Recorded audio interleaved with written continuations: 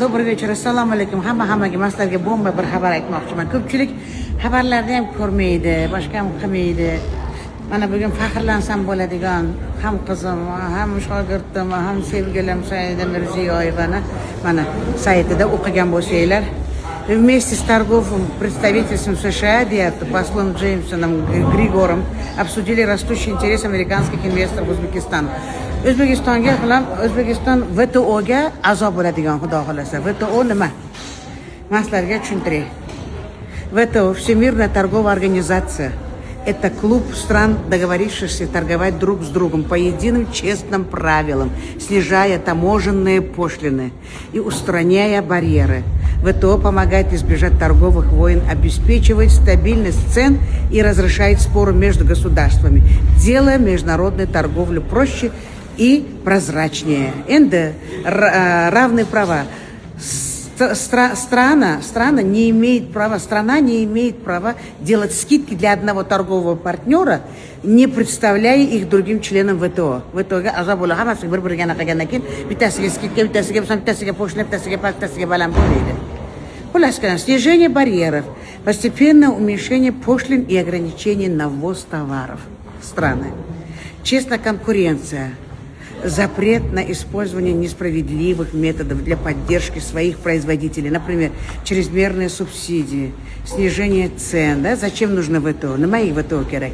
Снижение цен. Импортные товары становятся дешевле для конечного потребления. Предсказуемость. Бизнес понимает правила игры и знает, что пошлины не вырастут внезапно. Bu VTO sudya международный торговляda biriga bo'lib biriga bo'lmaydi emas. Monopoliya yo'q bo'ladi degani. Mana men o'zimni molimni sotamanda anonikini bekitib qo'yaman degan narsa bo'lmaydi. Mejna VTOga a'zo bo'ladi. Qozog'iston a'zo ekanchadan beri, 15 yildan beri a'zo ekan. Bizni yaqiniga ham olmagan. Saida Mirziyoyeva добилась этого. Она добилась этого. Bu oson narsa emas.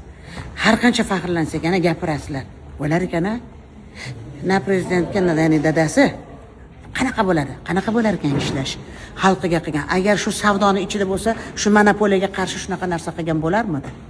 Yo bo'lmasa bironta biznes ustida o'tirganda hammanikini olib qo'yib o'tirib, men bitta o'zim bo'laman deganda. Umuman biznesda yo'q shu ayol. Shuning uchun mana shu O'zbekistonga teng huquqlik, это демократия в торговле.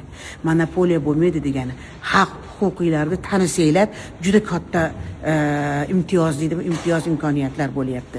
Juda katta narsa. Inshaalloh yangizdan qachon qo'l qo'yiladi, borib shu narsalarda harakat olib keldi. Saytiga kirsanglar, Telegramda saytlari bor, ko'rasizlar. Judayam katta ish. Это мои поздравления и себе, и вам. Bu demokratiyani anaqasi bu. Haligi monopoliya qilib bitta o'zim sevinchga sotaman, hamma yig'ishtirib qo'yib bo'lmaydi. Kuchingiz yetsa soting, hammaga bir xil bo'ladi. Bu международный суд VTO qaraydi. Bunaqa qilishga haqqi yo'q. Buni торговлясini beradi, o'zi siyosat bilan, davlat bilan gaplashib oladi, narushение bo'lsa. Shuning uchun bu judayam katta yutuq. Мои поздравления. Саида Шавкатовна Мирзияева, и вас я поздравляю. Это очень высокий класс, то, что вы начали это делать. Иншаллах, если это получится до конца, это будет победа наша. Masalan, deylik, o'sha baribir nima deganda ham Amerikada demokratiya bor. Demokratiya bo'lgani uchun ham hamma narsa ochilib kelyapti. Ochiqdan ochiq stolda ustida. Никто не может там прятать. Bu demokratiya bizga ham kerak. Mana shunaqangi demokratiya bilan tabriklayman. Bizni prezidentimiz tanajonlari sog' bo'lsin, umrlari uzun bo'lsin. Spasiba Iza Mirziyoyeva, Saida Shavkatовna тоже. Mana shunaqa ishlarni bosib qilavering bolam. Xalqqa kerak bu narsalar.